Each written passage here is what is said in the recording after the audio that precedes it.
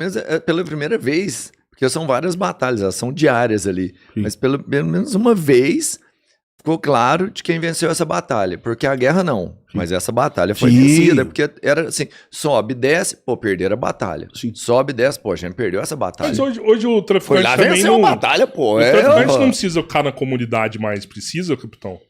É difícil pra ele sair, viu? Ele tem que usar a comunidade pra se esconder. Você porque... pega aquela prisão que fizeram lá na casa do Oruan, tinha um traficante procurado lá, né?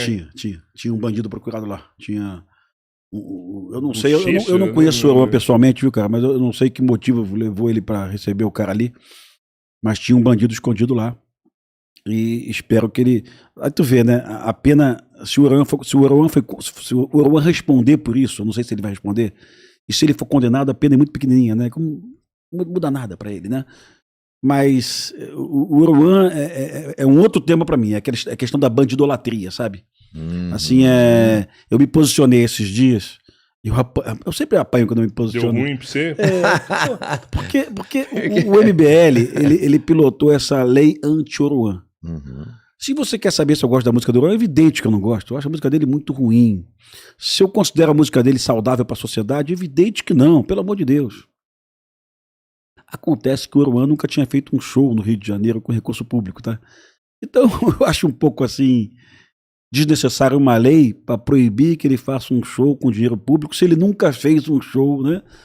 Aí depois os colegas do MBL me ligaram, me explicaram, não, Pimentel, mas a lei, o nome da lei não é anti-Oruan, é um apelido da lei, sabe? Ah, tá bom, sem problema, né? Agora assim, eu não preciso de uma lei para isso, né? O gestor público que contrata um show e faz apologia ao crime, ele responde, né? Porque existe uma lei que fala sobre apologia ao crime, né? Então, você vai fazer mais uma lei sobre isso? Eu acho desnecessário, mas cada um com seu cada um. Você quer saber se eu gosto dele? Não gosto. Quer saber se eu jamais contrataria? Mas eu não sei se uma lei chamada anti-Oruan, eu não sei se ela vai ter eficácia. Na minha opinião, não vai ter eficácia por vários motivos. Primeiro, que ele nunca fechou com recurso público. Segundo, que a lei é um pouco confusa. E se ele fizer o show e colocar a música, eu não sei como é que a gente vai provar que aquilo é apologia, porque se é um tipo penal, eu só vou provar que é apologia depois de transitar de julgado. 9 anos depois, 10 anos depois, sabe? Eu não sei se a lei está preparada para essa questão, mas vamos lá. No Oruan, assim, aí você me explica, não precisa ser com ele, mas é porque eu vi até um videozinho. O policial para um rapaz, aí pega o rapaz, começa a falar com ele, fala, ó, e tal, essa grana aqui que você tem, de onde você veio? Aí tinha a ficha dele lá e tinha ficado preso, sei lá, 5 anos, né? Sim. E saiu e tal, e o cara falou assim, pô, você não tá trabalhando, o que você faz? E o cara falou assim, não, é porque antigamente eu fazia furto e tal, era do crime, mas agora eu não sou mais, não. O policial falou assim, pô, parabéns, mas e de onde vem sua grana? Ele falou assim, não, porque na época que eu era do crime, que eu fazia os corre lá, eu não era bobo, não. Esse dinheiro que eu ganhei nessa época aqui, eu investi e hoje eu vivo desse dinheiro, de quando eu era do crime. O dinheiro do crime é dinheiro ilegal. A hora que esse cara assume isso, os bens dele não tem que ser confiscados, não tem que ser apreendido, porque é dinheiro ilegal. Sim. A mesma coisa, e eu não sei, né, mas de onde surge o primeiro investimento por Oruan virar uma potência? Porque uma coisa que todo mundo, não todo mundo, mas que quem é do meio artístico sabe, é que pra você fazer um artista musical é extremamente caro. Ninguém que tá ali chegou ali só pelo talento. Tem que ter investimento também. Quem bancou os primeiros, né, patrocinou os primeiros CDs dele, o primeiro show que e tudo isso, mais. vários chegaram pelo talento. Vai.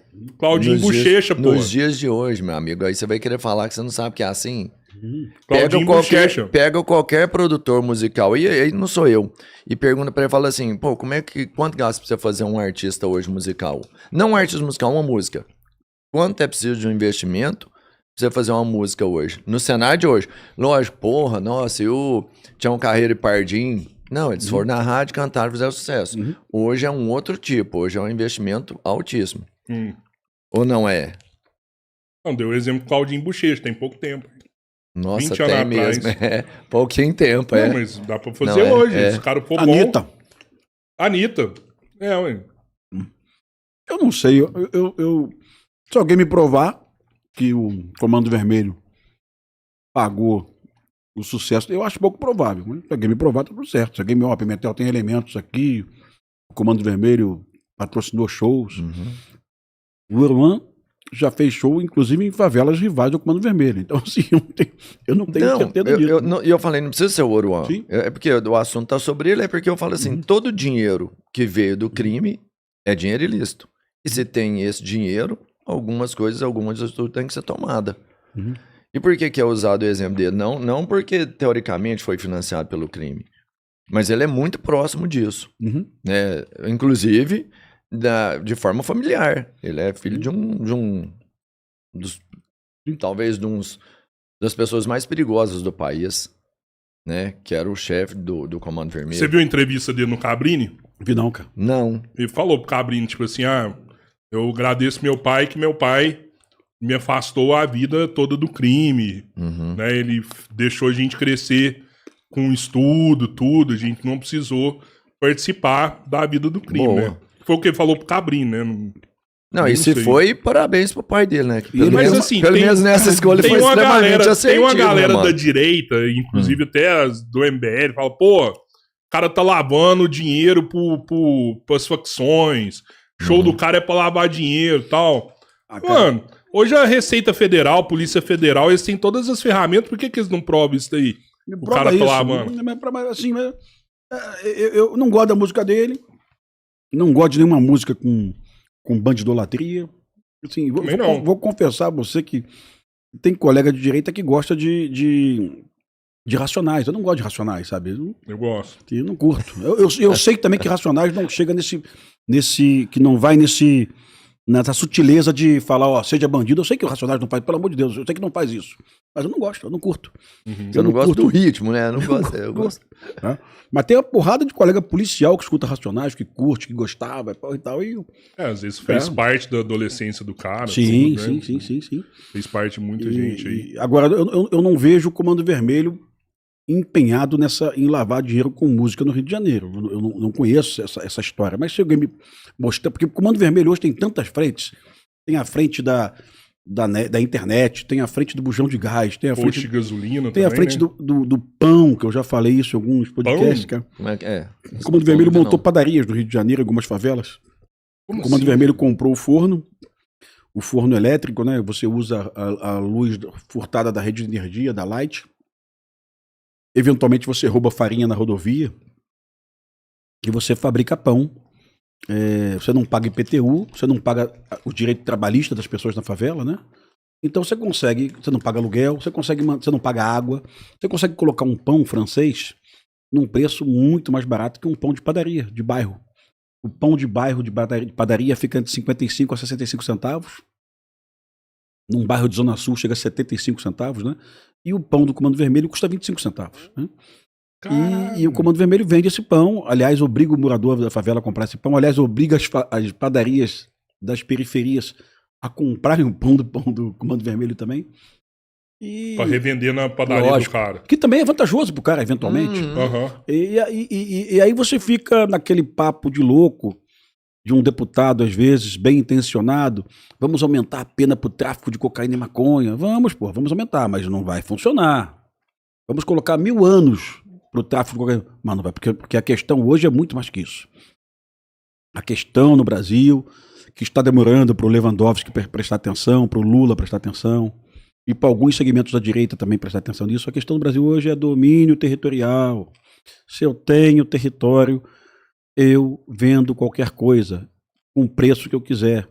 Eu chego no território e falo, a cerveja aqui só dessa marca, quem vai vender sou eu. Bujão de gás só na empresa da minha esposa. Sinal de internet só na minha empresa. E aí acabou. Para que eu vou vender cocaína num ambiente desse? Para quê? Para me enrolar com a polícia? Para tomar uma pena de 12 anos de cadeia? Então existem informações de inteligência no Rio de Janeiro, de policiais muito sérios, em determinadas áreas dominadas por facções, o bandido disse num telefone ou então no inquérito policial, olha, vender cocaína não está valendo a pena. Eu coloco aqui uma boca de fumo de cocaína só para sinalizar que eu não sou milícia, sabe? Tipo um símbolo, né? Ainda terceiriza a boca de fumo. Terceiriza essa boca com alguém aí pro cara vender essa merda. E aí o Comando Vermelho se preocupa com coisas que vão dar dinheiro de forma recorrente. Aluguel de casa. Eu tenho eu tenho criticado muito o prefeito Eduardo Paes no Rio de Janeiro ultimamente pela falta de sinalização dele na questão da segurança pública. Eu acho que ele é prefeito, ele não tem polícia, mas ele podia armar a guarda municipal, ele podia estar mais presente na cidade na questão da segurança pública. Mas o prefeito Eduardo Paes, há alguns meses, a Secretaria de Ordem Pública do Rio de Janeiro derrubou casas que o Comando Vermelho construiu. Mais de 300 casas, sabe? Nossa. Do Comando Vermelho, de milícia e terceiro comando. E essas casas eram alugadas por 500 a R$1.000 em favelas do Rio.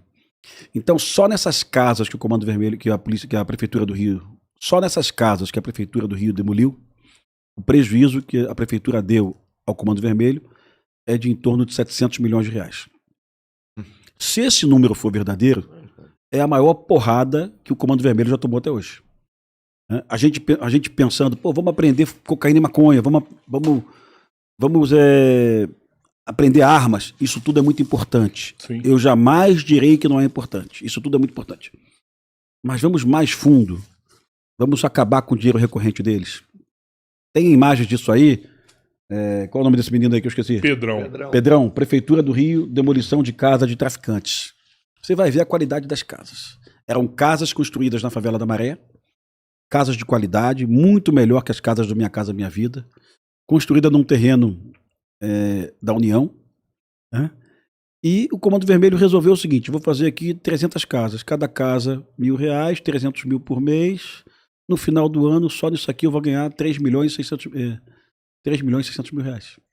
Então, assim, o Comando Vermelho percebendo uma crise habitacional no Rio de Janeiro, que o governo federal não resolveu, são casas que a polícia e a prefeitura do Rio de Janeiro estão demolindo. E apartamentos aí, né? Cara, uns prédios mesmo. Você vê, isso isso, o Eduardo Paes realizando essas operações, faltando meses para a eleição de prefeito do Rio de Janeiro. Então isso é de uma coragem extrema, isso aí, viu?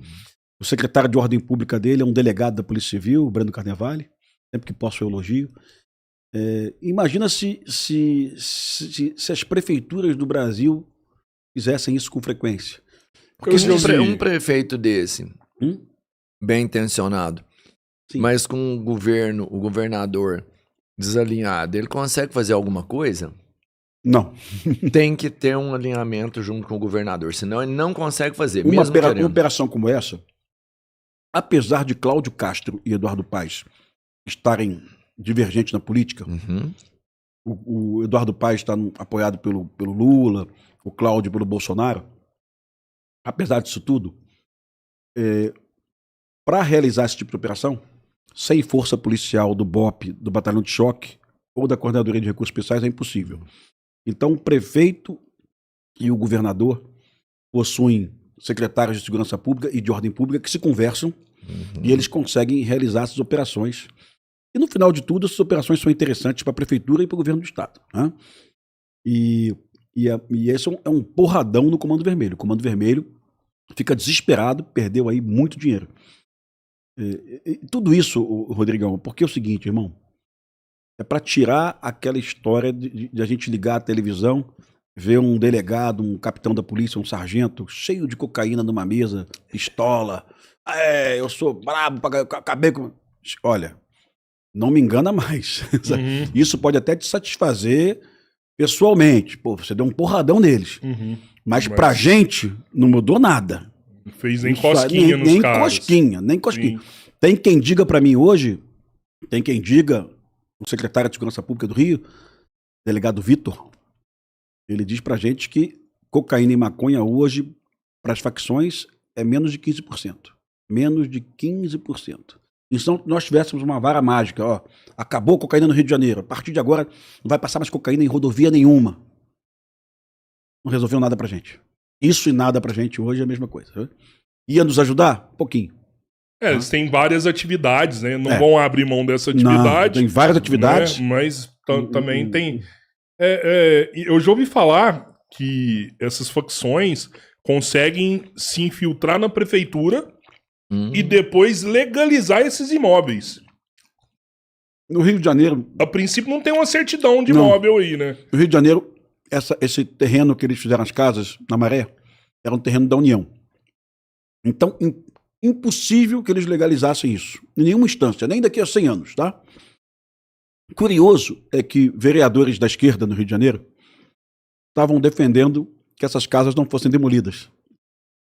Vereadores dizendo assim, não pode demolir essa casa. Eu tava pensando nisso também, pô, sacanagem demolir, né?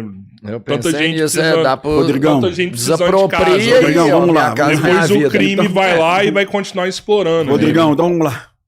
Não vou demolir, não. Vou dar essa casa pro Roberto. A casa é tua. Seria o certo, assim, né? Eu acho. E aí, o que tu acha que vai acontecer? crime vai eles voltar me cobrar lá. ué. E paga, Roberto. Mas o crime pode pegar isso em qualquer casa da comunidade. Que eles já fazem, Sim. né? Pode fazer isso com Sim. qualquer lugar. Sim, Mas a deles eles vão fazer certeza. Mas eu tô o Comando Vermelho ainda não está cobrando aluguel em todas as casas de comunidade. Ele está cobrando ITBI, Imposto de Transmissão, Cara... e está cobrando também alguma coisa semelhante a um IPTU. O Comando Vermelho, até o momento, pelo menos no Rio de Janeiro, não está cobrando mensalidade. Ele pode estar cobrando essa mensalidade embutida em taxas. No teu bujão de gás. Porque o bujão de gás... Você paga quanto aqui no bujão de gás, Rodrigo? Aqui na tua cidade? Quanto que é, Robertinho? R$100 o bujão? Conto. No Rio você acha bujão de gás no asfalto por 98, 96, na favela por 150. Então, o que eu sempre digo pro colega de... Eu tenho amigo de esquerda, tu sabe disso, irmão. Eu não minto pra ninguém. Sim. O que eu sempre digo pro colega de esquerda. Se eu fosse o Lewandowski, se eu fosse o Lula, a minha obsessão seria não deixar o morador de periferia pagar o botijão de gás R$150.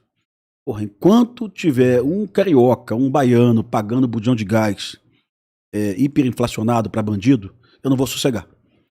E eu tenho ferramenta para isso. Eu tenho a Agência Nacional do Petróleo, que é a ANP. A ANP autoriza as lojas de bujão de gás. Algumas lojas de bujão de gás